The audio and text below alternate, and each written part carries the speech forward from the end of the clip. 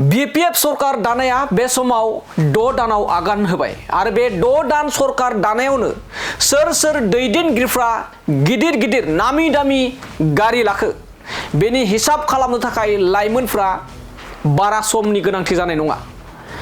नंगौ बे खौरांखौ नोंथांमोननि गेजेराव बुंनायनि सिगांनो आं नोंथांमोननो फोरमायग्रोनि एम अखरां बर' जायनि मुंखौ बयबो दिनैनि समाव ससियेल मिडिया एबा समाजारि बिजोङाव मिन्थिना मोनो।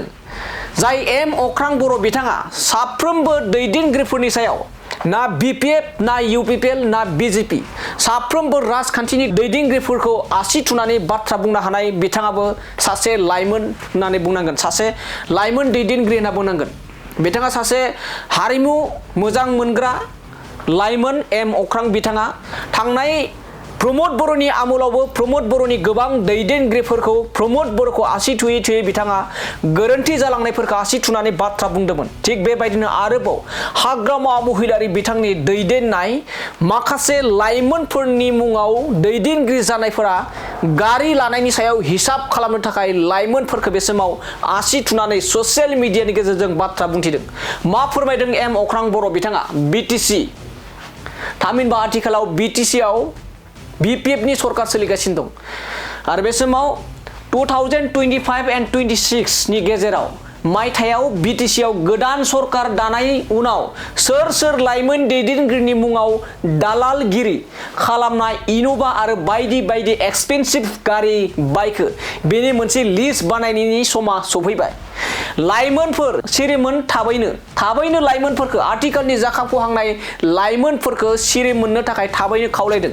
नोंसोरखौ बाहायनानै सानैसो खाबु फलाना राज उलाफाद लुहांगासिनो आन्धभक्ति दाजा रावनिबो।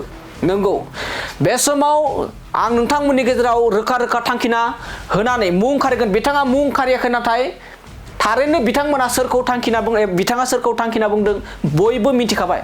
दिनैनि समाव रिन्जय बर' बिथाङा मा गारि लानानै सालायगासिनो दङ। बिक्रम दैमारि बिथांनि गारिया सिगां मामोन आरो दायो मा गारि लादों। कास्टम बसुमतारी बिथाङा सिगां मा गारि सालायोमोन आरो दा बे 6 दान सरकार सालायनायनि उनाव मा गारि सालायो।